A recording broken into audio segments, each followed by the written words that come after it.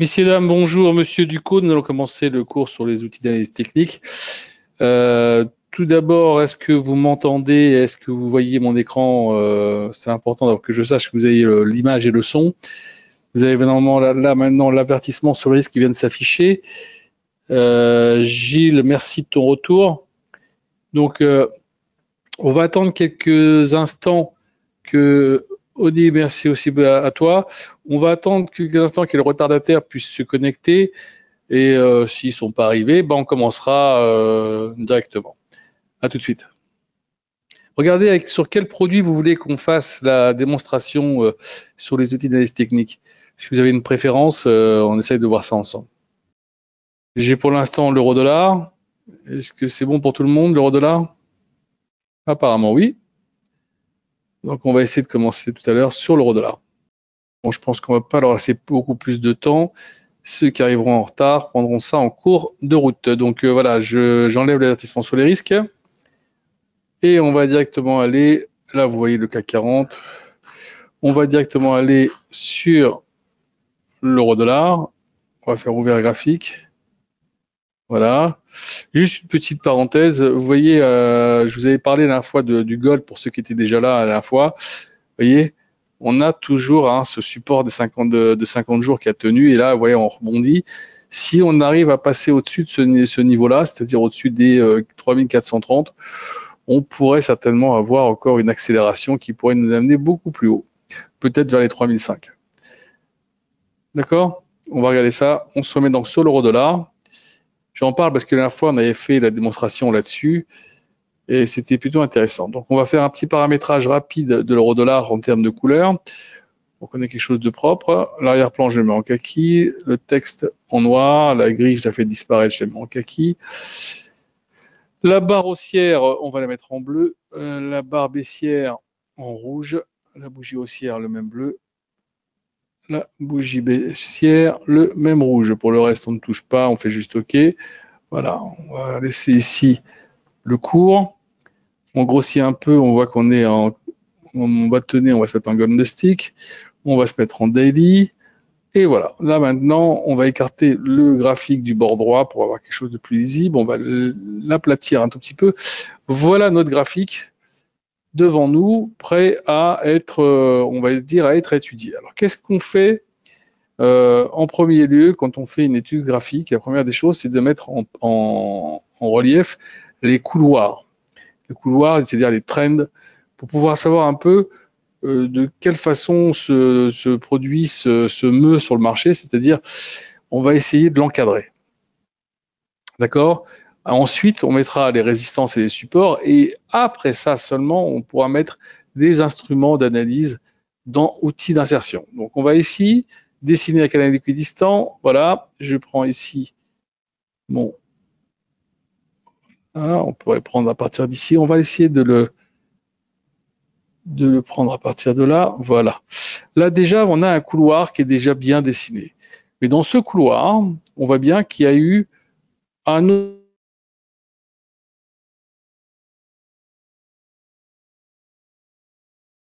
autre petit couloir. On peut le voir quasiment ici. Voilà, on va le mettre ici, vous voyez. On a ici une sorte de deux couloirs qui se superposent. Le premier est ici, dans lequel on a voyagé plusieurs fois. Voilà, on est sorti brièvement chercher un petit peu plus haut. Hop, on est redescendu, on s'est replacé dans ce couloir-là, et pour l'instant, on est là-dedans. Donc, ce support ici devient forcément très intéressant. On va le garder comme ça. Donc, voilà, vous avez ça déjà.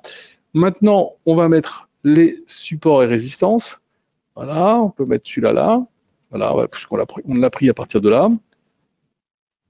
Voilà. Alors, comme je le dis la dernière fois, on ne va pas tous les mettre parce qu'on va utiliser Fibonacci qui va certainement reprendre en grande partie les supports et résistances. Vous voyez là, là, là, et puis tout ce petit pâté ici, voilà.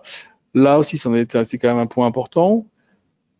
Voilà, ici, on pourrait mettre celui-là là, évidemment.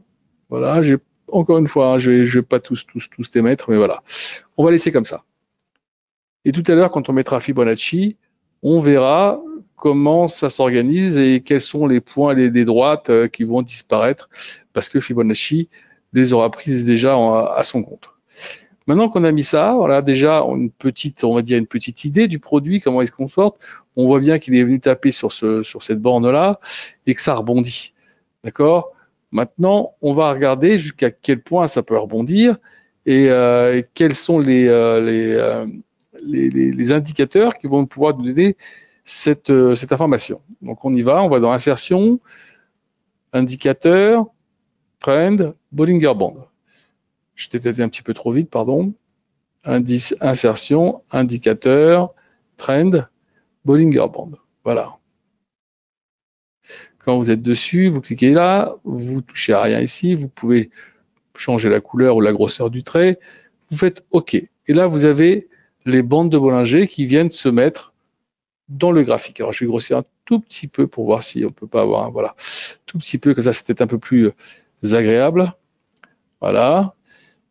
Alors maintenant qu'on a les bandes de Bollinger, qu'est-ce que c'est que ces bandes de Bollinger? Alors, les bandes de Bollinger ici, c'est une moyenne mobile de 20 jours sur laquelle on va calculer des écarts types qui vont nous donner les deux courbes qui l'encadrent, en haut et en bas. Auquel cas, normalement, quand on vient taper le bas de la bande de Bollinger, on a des effets inverses, on remonte. Si on tape en haut, on a des effets inverses et on redescend.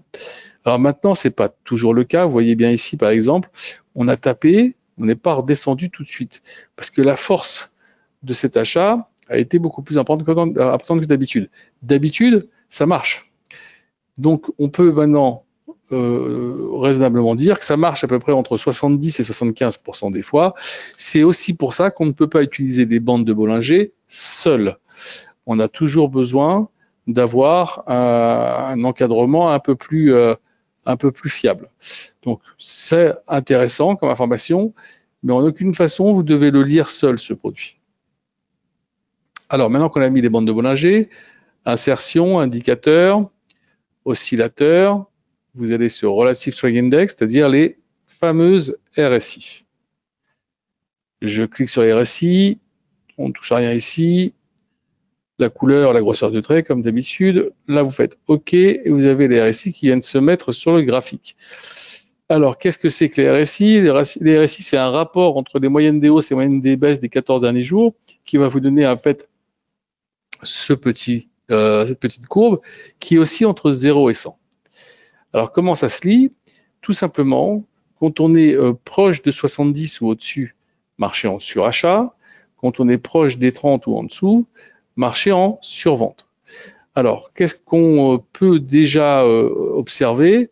C'est que si on regarde bien, regardez bien, on est rarement depuis un petit moment passé chercher les 30. Hein. Il faudrait remonter, on va regarder ça, il faudrait remonter quasiment à septembre 2024, ok, dans cette zone-là, entre septembre et octobre, pour retrouver, on va dire, un marché, une RSI qui descend, chatouiller les 30, voire aller en dessous. Donc maintenant, je vais l'encadrer, comme ça on va pouvoir essayer de mieux l'appréhender sur ces dernières fluctuations. Là, voilà. Donc ici, on est à 78, au plus haut, ces 2 derniers mois, 3 derniers mois même. Voilà. Et on va l'encadrer en bas sur les derniers mois et on s'aperçoit ici que le point bas, voilà, se trouve être aux alentours des 35-36. Donc on voyage entre 35-36 et 78 au plus haut. Et actuellement, on est à 56. Donc pour le moment, on va dire que c'est du milieu de marché, on ne sait pas encore trop ce qui va se passer. Mais si on regarde bien quand même, on a une sensation de prise d'appui un peu plus bas pour repartir chercher plus haut. Donc, pour le moment, on va dire un petit plus pour une remontée de la RSI. Donc, certainement, on va avoir peut-être, si on arrive à casser ici, une remontée des cours. Donc, on va attendre pour voir avec les autres indicateurs ce que ça nous donne. Ici, indicateur, oscillateur, MACD. Je clique dessus. Choisissez les couleurs et la grosseur, hop, vous faites OK. Et là, vous allez avoir les MACD qui vont venir se mettre sur votre graphique.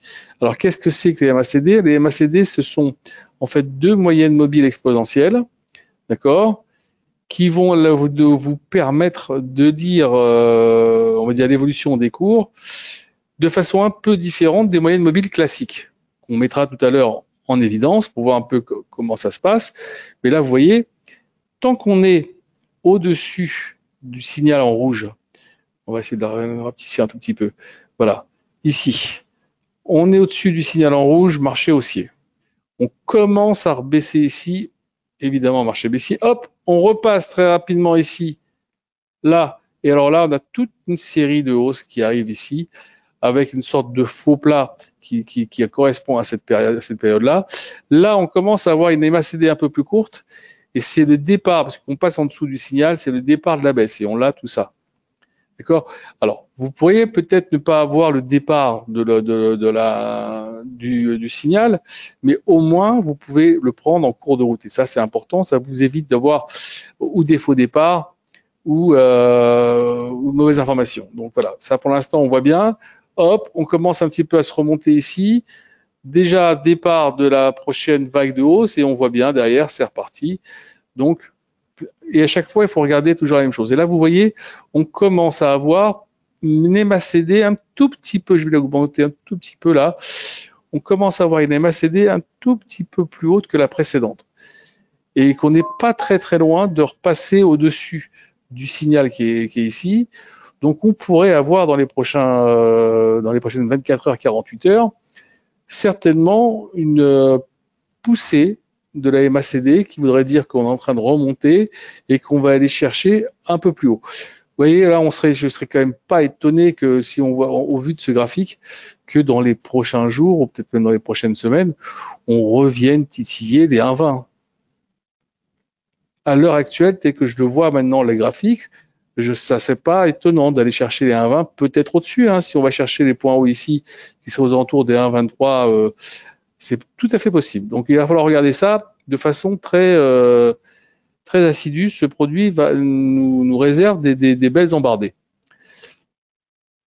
On y va, indicateur, on va chercher maintenant un autre indicateur, oscillateur, et on va chercher oscillateur, stochastique oscillateur.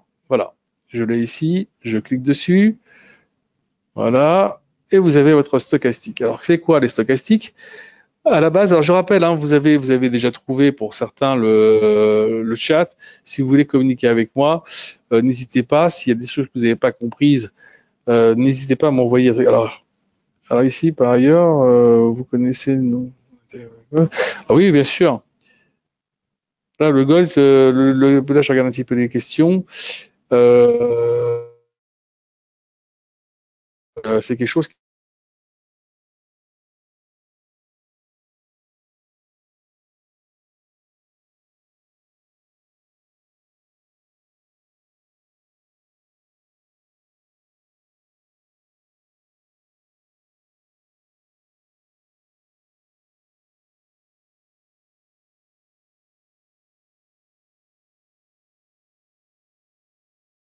Ça va être très intéressant de pouvoir regarder tout ça de près au niveau du gold.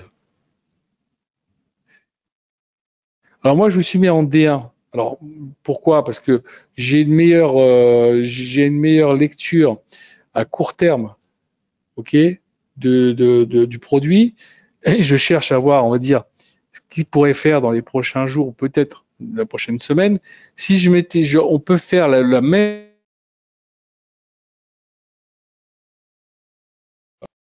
ou en 4 heures. C'est pas un problème. Le seul truc, c'est savoir qu'est-ce qu'on cherche. Si vous cherchez à faire des opérations du style du scalping, prendre quelques pips et sortir, alors évidemment, c'est pas en daily qu'il va falloir se mettre. Ça sera en 15 minutes, en 30 minutes, voilà, pour essayer de déceler des variations assez courtes sur lesquelles vous prendrez peut-être 5, 6 pips, 7 pips, peut-être 10 pips, et après on coupe. D'accord?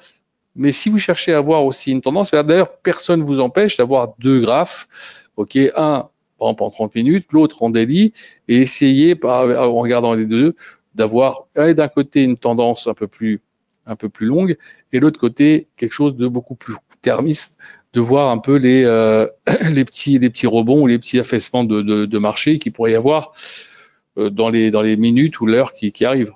Ça, c'est intéressant aussi.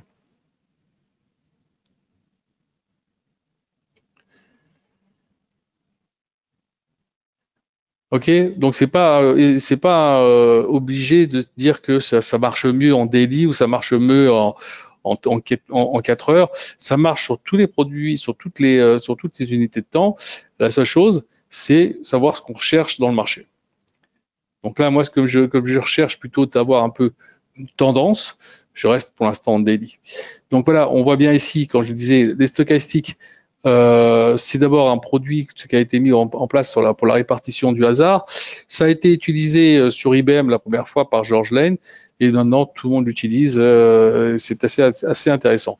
Donc vous voyez, on a un signal en rouge, la stochastique ici. Tant qu'on est au-dessus, quand on est au-dessus, marché haussier. Dès qu'on repasse en dessous, marché baissier. Et là, vous voyez, on est vraiment plutôt dans un marché haussier puisque la petite courbe verte est bien détachée, on a une tendance haussière sympathique.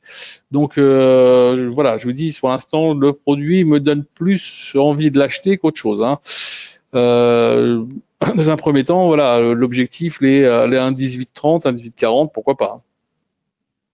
D'accord? Ça voudrait dire aussi que l'or irait chercher les 3450, voire les 3005 assez rapidement. Il faudra surveiller ça de très près.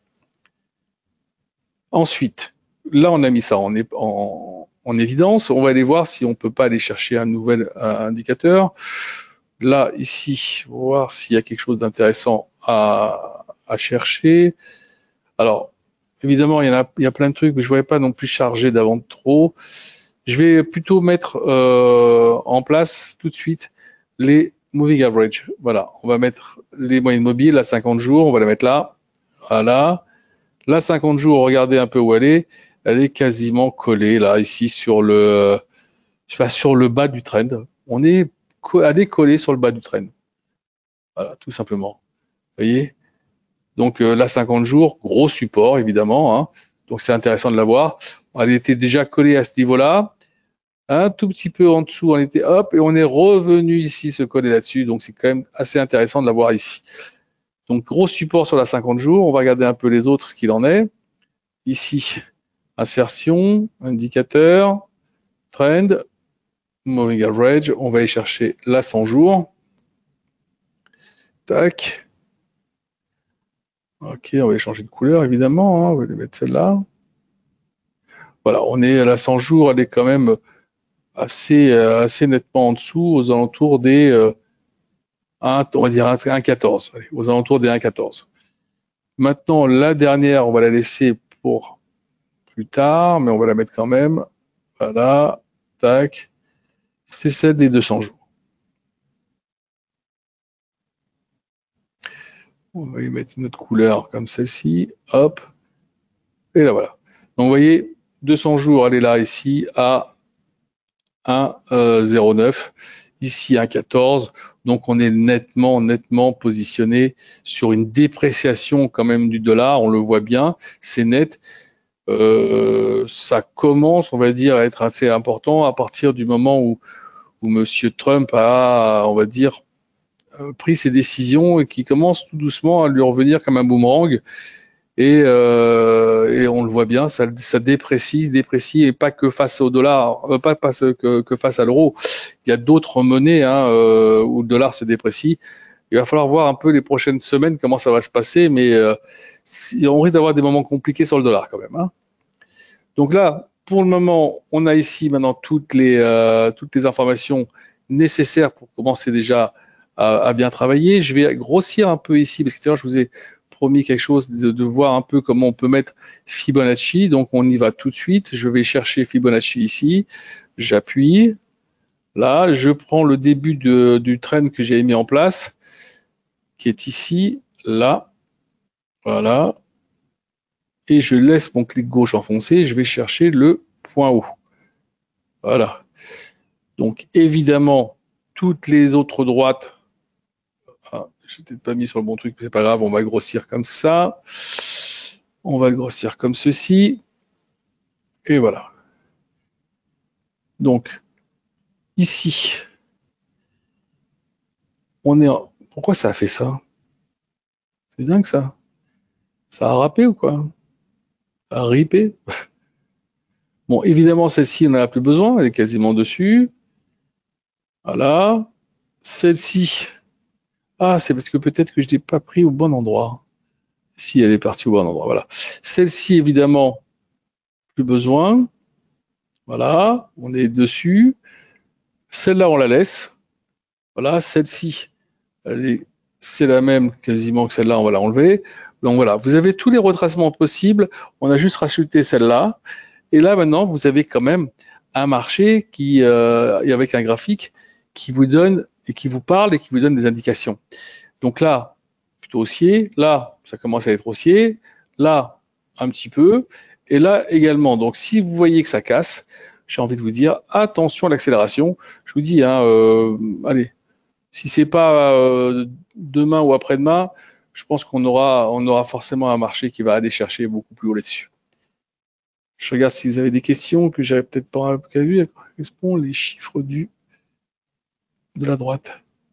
Cela là, non. Ça ici là, c'est des cours. C'est des cours. Ça correspond aux droites où elles sont situées.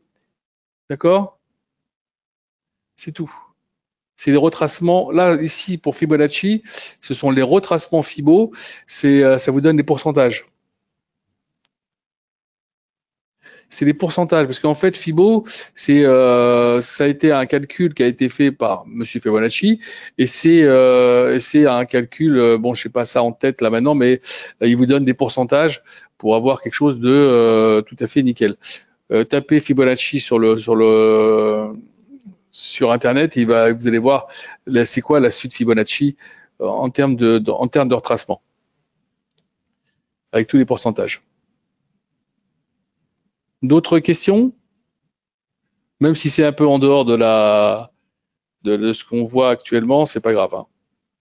Alors on va faire juste un petit tour d'horizon rapide sur le gold, parce que je vous avais dit que ça vous intéressait. Regardez un peu le gold, comment il est. Vous voyez, on a un point ici, un point là, on y va chercher. On est dans une sorte de triangle qui est en train de se terminer. OK?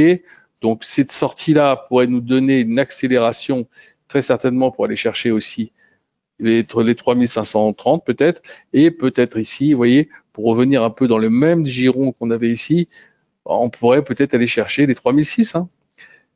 Et après, plus si affinité, comme on dit.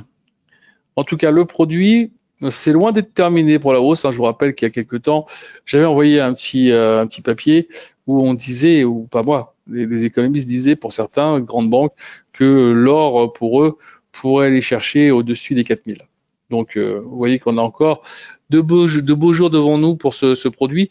Un autre produit qu'il faudra peut-être aussi regarder, qui apparemment pourrait être très intéressant, c'est l'argent, qui a un petit peu de retard et qui, pour certains, devrait aller chercher les 60. Donc, voilà. Mais pour l'instant, on est sur le gold, restons sur le gold, et il y a quand même pas mal à faire déjà là-dessus. On est d'accord, tout est bon pour la compréhension du graphique, la construction du graphique, tout ce qu'on a mis en place, tout ce dont on a parlé. Évidemment, vous pouvez le faire chez vous sur n'importe quel produit. OK? À très bientôt. Merci d'avoir participé.